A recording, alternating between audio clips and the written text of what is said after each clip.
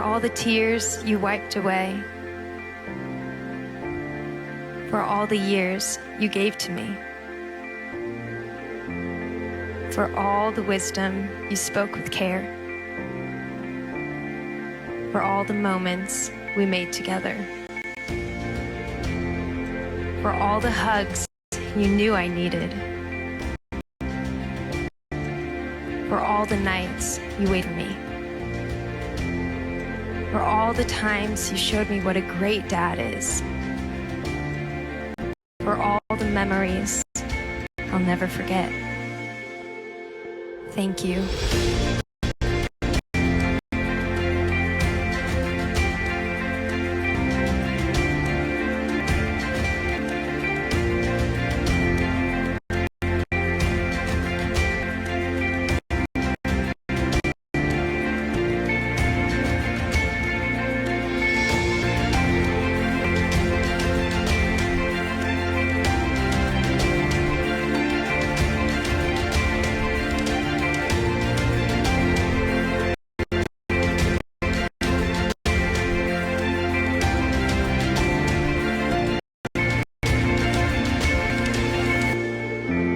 For all the dads, our greatest teachers, our favorite heroes, our closest friends, and our biggest fans, our dads.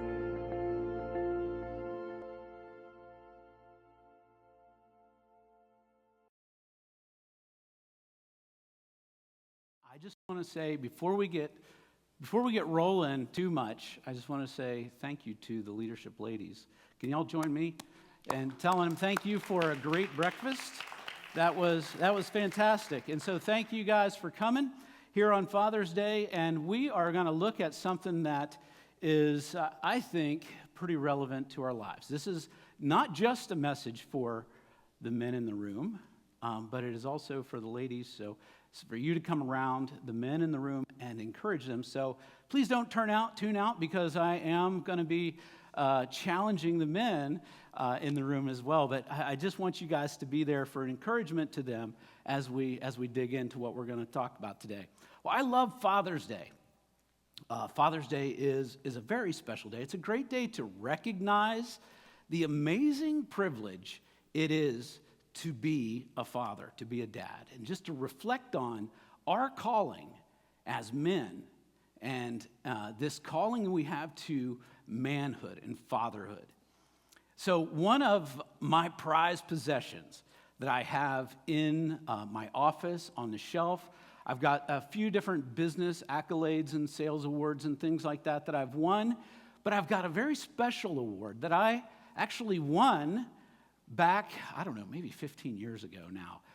My son was probably 6 or 7 years old, somewhere in that range, and he awarded me with a very special Father's Day award. And I just want to show that to you here today.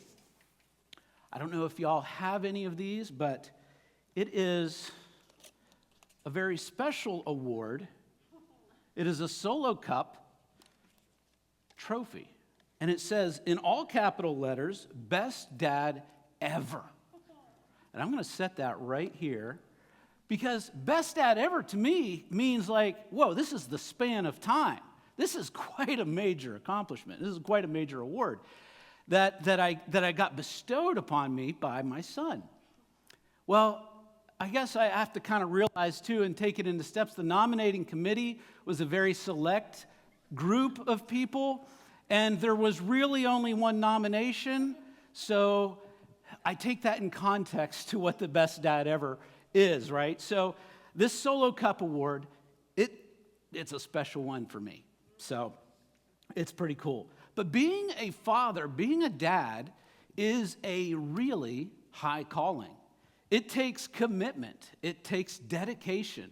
It takes this resolve, and sometimes it takes saying things and doing things that aren't the popular decision, right? It takes some of this like gritty toughness, but it also takes, it's a calling to like meekness and sensitivity and compassion.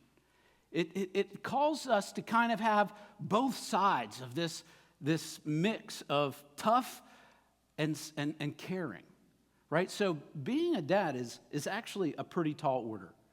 Being a father is a unique blend of just these special qualities that you bring into the home. And so I was doing some research as I was preparing this, and I was looking at, well, what is the state of fatherhood in this country? And so there's actually a group, and I didn't even know it existed, but there's a group that does a lot of research in this area. It's called the National Fatherhood Institute. That sounds very official, so this research must be true. So the research says that in the United States, that 17.6 million children live in a home without a biological father present. Just to put that into context, that's 1 in 4. 1 in 4 children live in a home with a father absent presence. And so, kudos to all you, any single moms out there. You guys are filling a huge gap, but at the same time, this is a calling for men to step into this role as a father, and the impact that it has is pretty significant. And they gave a whole laundry list of negative impact of men not being present in the home. And I'm just going to pick out a couple of them that I thought was like, whoa, this is pretty amazing. Some of the big challenges that come from a fatherless home is a greater risk of poverty, a higher likelihood of behavioral problems, more likely to commit crimes, and also a higher likelihood of drug abuse. Those are just 4. And there was probably 10 or 15 on this list of the impact of fatherless homes. And so it said actually in the research that all of these societal ills can be reversed, actually reversed in a home where the father is present and active. That's a pretty big deal, right? This is talking about societal and systemic change by the presence of fathers. And so it's really important for us as dads and as fathers and as real men to understand that your role, your position is actually good. It is actually good, and it is actually meaningful. You see, homes need a dad that is there for the mom, that is supporting her properly, who is there and involved in their children's life. This role is actually good. And why does that come to a surprise to us? Well, because in our society, we're given some different messages, right? If I were to ask you, what does the society that we live in think of masculinity? What would you say? It's what? Toxic. We hear that all the time. Stay away. It's toxic masculinity. We have this toxic masculinity. It's something to reject and stay away from. And so men couldn't be in any more confusing territory as a man that you said, I've got this calling on my life. I've got this responsibility. I've got this thing that's kind of built into me. But yet society tells me that it's toxic, that it's not wanted. It's not actually noble, you know? And so we get these confusing messages that are coming at us all over the place. And so we're going to take a look at this. We're going to unpack this a little bit because there are some versions of masculinity that are truly toxic. You see, in our society today, we are producing 2 toxic versions. It's not exclusive to this, but I see it as either we're producing barbarians or we're producing babies. Okay? So let me just define that a little bit. So what do I mean by a barbarian? Well, the barbarian is the one who says, masculinity is toxic, and so I'm gonna fight against that, and I'm gonna assert my dominance, and I'm gonna put down anybody that comes against me in an abusive, harsh way. That's the barbarian. The other is the baby that never really steps into this role as a dad or as a father, as a man, who never really steps in and takes responsibility and accountability for what they're being called to do. And they just are passive and just let somebody else handle it. So those are two versions, the barbarian and the baby, that both of those sides of things are truly toxic to the family, to our wives, and to the society that we live in. So those are actually a challenge. And so those are things that we need to understand, that these extremes are actually toxic. However, there is a path for us. There is an understanding, and we need to have this clear biblical understanding of who God is calling us to be and what He's equipped us to do. See, we need a biblical understanding, an example to follow. We need someone that can define who it is we are, and then us pursue that with all of the energy and understanding that we can. So, what does it really mean to be masculine? I thought, well, as we understand this and start to unpack this, it's really good to start to have a definition for what true, proper masculinity really is. So I went to my favorite source, which is the Noah Webster's first version of the dictionary. 1828 it was published, and so I thought this is the way to get the true meaning before all the political correctness gets into the meanings and stuff like that. So I went back to Webster's 1828 definition of masculinity, and here it is. Having the qualities of a man, strong, robust, bold, brave, and a spirit of courage. The essence of being a man or having manly characteristics. Did you hear that? It is the very essence of being a man. It is what God's design, His imprint, that He imprinted into who we are, into our hearts and souls, this idea of being strong and brave and having these manly characteristics. So I thought, okay, well, that's what it said back then. That's maybe outdated, right? So I asked ChatGPT, go to this source of original, true content. Ask ChatGPT, what is the definition of masculinity? And this is what it says. It states that masculinity refers to the attributes, behaviors, roles, or identities associated with men and boys within the cultural and societal context. So who defines what masculinity is?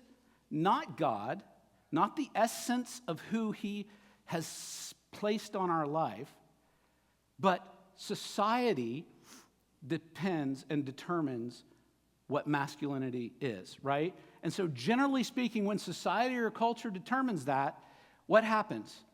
You get placed down to the lowest common denominator, right? And so society says, well, men are toxic. Well, who can aspire to that? You know, isn't that something that really inspires us to chase after and pursue and to grab hold of? No. We need to go back to what the essence of masculinity is, and that is that design, that God-given imprint that He's put in our hearts, and He has said, be this. So I thought, well, let's go and let's look at some examples in Scripture to really get a good picture of who has exemplified biblical, authentic manhood. So we're going to look at two examples. The two examples that I chose is Adam, the first man, and Jesus, our Redeemer. And so I'm going to go to a passage here, Romans 5.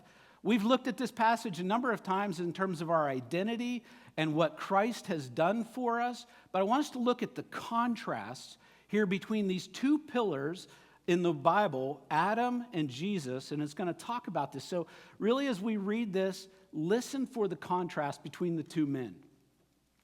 Okay, Romans 5:17 through 19 says, "For if, because of one man's trespasses, death reigned through that one man, much more will those who receive the abundance of grace and the free gift of righteousness reign in life through the one man, Jesus Christ. Therefore, as the one trespass led to condemnation for all men, so one act of righteousness leads to justification and life for all men. For as by one man's disobedience the many were made sinners, so also by one man's obedience the many will be made righteous." Okay, did you guys hear that contrast? That contrast between the first man, Adam, and Jesus. See, Adam's trespasses brought death. Jesus' obedience brought life to us. One man gave us an example to reject, and the other man gives us an example worth following. Amen? We get an example worth following in Jesus Christ. You see, by the 3rd chapter of Genesis, the first Adam, he failed in every area that God gave him. He failed to obey God's will. He failed to pursue the work that God gave him to do. And he failed in protecting the woman that he placed in his care. See, Adam failed in every area that he was given responsibility over. This example is not one to aspire to, right? He gave us a wrong version of what we are to follow. Jesus, on the other hand, comparing him, he gives us an example worth following. So let's just continue this comparison between Adam and Jesus. We're going to do that in 1 Corinthians 15. 15:45 through 47 says, "Thus it is written, the first man, Adam, became a life-giving, or a living being, and the last Adam became a life-giving spirit. But it is not the spiritual that is first, but the natural, and then the spiritual. And the first man was from the earth, a man of dust, and the second man was from heaven." Jesus was all that the first Adam was not, right? In Adam, all mankind was condemned to death. In Jesus Christ, he took responsibility for our lackings. He took responsibility for our sin and shortcomings, and he said, "I'm going to step into that." Guys, that's a manly characteristic that says, I'm going to sacrifice for those that I'm responsible for. So what are these manly traits that we need to aspire to as men? What are these traits that Jesus exemplified and that we can take and put to work in our families that is restorative, that is meaningful, that makes a difference not only in our home, but makes a difference in our society? So I just want to say, as I start into these elements and we start to unpack some of these traits of what true, authentic manhood is, I want to just say, guys, we are all on a journey together. We are all coming into this from different vantage points. We're all coming into this maybe that didn't have a great example as an earthly father. Maybe that didn't have one present at all. Maybe that had an amazing dad that set an amazing example for us to follow. So I'm just going to say, we all come at this and we're all on the same journey. So I want this to be something that you look to the example as we all should be looking to the example of Christ, rather than, I'm failing in this area. I'm not doing so well in that area. But it's something that we can aspire to. So let's look at Jesus' example of him taking responsibility of these 4 characteristics in the Bible that we see of what true restorative manhood looks like. The first point is that we as men need to reject passivity. We need to reject passivity. Don't be passive. Don't just let it be up to somebody else. Don't just say, as a dad, don't just say, my wife has it. She's so good at this. She's the nurturer, and it just comes naturally to her. So I'm just going to let her be the one to raise the kids. No. Dads, God created us, male and female, that comes together and has family. Both inputs are equally important at different stages, and you could get into the psychology of this and you could unpack that for a long time. There's different phases and stages where they need more of dad, they need more of mom. And you reject that passivity that says, somebody else has it. Step into that. And so kids need both. I want to take the example of the first Adam and look at his passivity and the impact it had on society. Let's go to Genesis 3:6. If you have it in the Bible there, go to Genesis 3:6, right at the beginning. This is the fall. It says, so when the woman saw that the tree was good for food, and that it was a delight to the eyes, and that the tree was to be desired to make one wise, she took of the fruit and ate. That's the end of the story, right? No. It says, then she also gave it to her husband, who was with her, and he ate. I used to get so frustrated when I was little. I was like, why? Why, Eve? Why did you do this? No, it's not her. She was tempted. But he was right there with her. And he had responsibility. But he was passive. He was passive. And look at the impact that it had on all of mankind. This man did not accept his responsibility to say, hey, you remember what God said? God said, do not eat of this. He was passive. But what does Jesus do? As opposed to being passive and just letting someone else handle it. What is Jesus' example?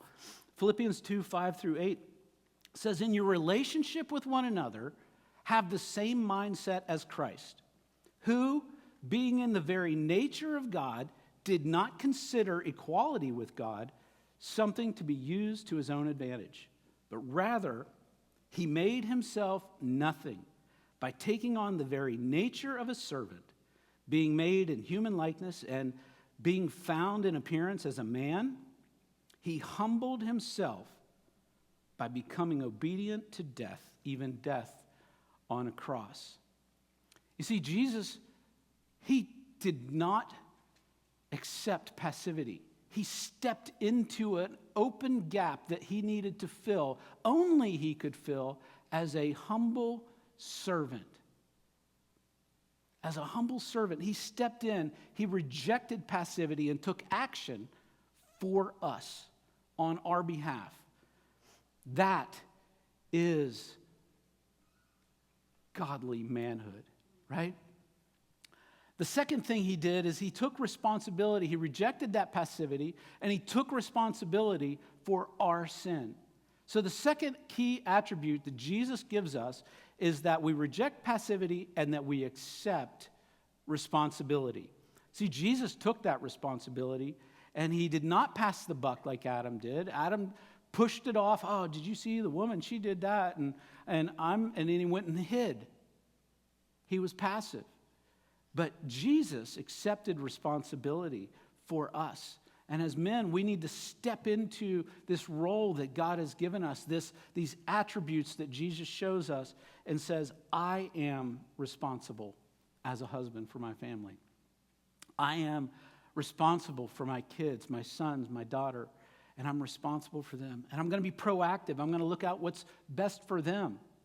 I'm not going to just do what's best for me. I can tell you, whenever I became a young dad, my golf game went right out the window.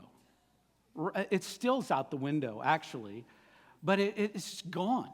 It was lost forever. I hope someday to get that back. But you no longer do the things that you want to do. You do the things that are best for your family. right? And so that's this authentic manhood that you need to embrace. The way you do that is the third point that Jesus exemplifies. He says, you lead courageously. Okay, what does lead courageously mean? Well, Jesus said whenever he chose his disciples, he said, follow me. Paul then says it again. Paul says, follow me as I follow Christ in 1 Corinthians 11:1. He says, follow me as I lead courageously. And initially you think, oh, Paul, that sounds kind of arrogant. Like, hey, guys, follow me. No, there's accountability and there's responsibility built into that statement that says, follow me as, not because I'm worth following, follow me as I follow Christ. There's great accountability and responsibility in that statement, right? It says, hey, I'm going to live a life worth following. Follow me. I'm responsible, okay? So living courageously has all of that built up in it. And Jesus exemplifies this as the good shepherd. He goes out and he says, follow me. I'm going to lead you to provision. I'm going to lead you to the green pastures. I'm going to lead you to the water where you'll get fed. I'm going to bring comfort. And when you fall in the ditch, I'm going to pull you out. I'm going to bend down and pick you up. Jesus, as the good shepherd, says, I'm going to lead you to safety. I'm going to lead you into the sheepfold. I'm going to make sure you're safe. So Jesus leads courageously. So real men, guys, providing is something that we are called to do, right? We are called to provide for our families. And that doesn't just mean financially. And I've had the opportunity to counsel a good number of young men and in a ministry that we were a part of, young families, and they're like, hey, I'm killing it. I'm doing really well because we're making a good living and we pay the rent. But that's just one element, because the wife is screaming for involvement and engagement on the emotional and on the spiritual side of things. So providing as men is threefold. Providing is financial, emotional, and spiritual. So there's a lot to be said about that. And it's tough. It's things that men are called to do. So many times we push off those responsibilities and we say we're going to do that one thing really well. But it's multifaceted as real men. And so Jesus' example in this area of compassion, I just think of every time that a miracle happened in the New Testament. As you read through John and you see all the times that Jesus healed and he took care of people, he did that and he said, and he was moved with compassion, right? He was moved with compassion before a miracle happens. And as men, when that kid comes to you with their problem that you think is minuscule and little, and you're like, oh, I've got such bigger fish to fry here. This is little stuff. But if you bend down with compassion and you meet them, Jesus pulled up the little child into his lap, and he has compassion. And you'll see miracles happen when that happens. And so lead courageously. And the last thing that he calls us to do is to invest eternally. Invest eternally. You see, Adam, he chose the fruit of the now. He chose what was expedient for him, thinking it would bring him greater wisdom, greater knowledge, and he chose the fruit of the now. But when you invest eternally, you're pushing it out to down the road. I'm going to do the hard thing now and receive the reward later. Jesus set that example, and he said, as Jesus came onto this earth to forgive our sins today, he invested eternally. And so Matthew 6:19 and 20 says, do not store up for yourselves treasures on earth where moth and vermin destroy, and where thieves break in and steal. But store up for yourselves treasures in heaven, where moth and vermin do not destroy, and where thieves do not break in and steal. See this concept, this idea of investing eternally is something that we as men need to embrace.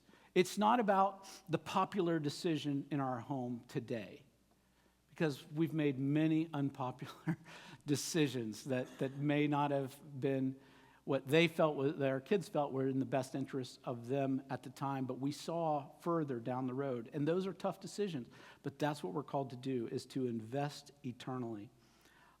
True manhood is sacrificial in nature. It says, I'm going to do what's best for you. I'm going to make those hard choices. Because, guys, true masculinity, unlike what society says about us, true masculinity is not toxic. In fact, if you follow Jesus' example, you'll find that it is actually restorative. It is actually healing, right? True masculinity, whenever you look at the example of Jesus, who is an example worth following, he rejects passivity, he accepts responsibility, he leads courageously, and he invests eternally. So I'm going to ask the band to come on up. We're going to do the last song here. And I just wanted to, as they do, today we've laid out a clear vision for authentic biblical manhood. It's important to have that definition, because without that definition, culture defines us, right? Culture defines us, and we can't let culture define us, because Jesus has given us an example worth following.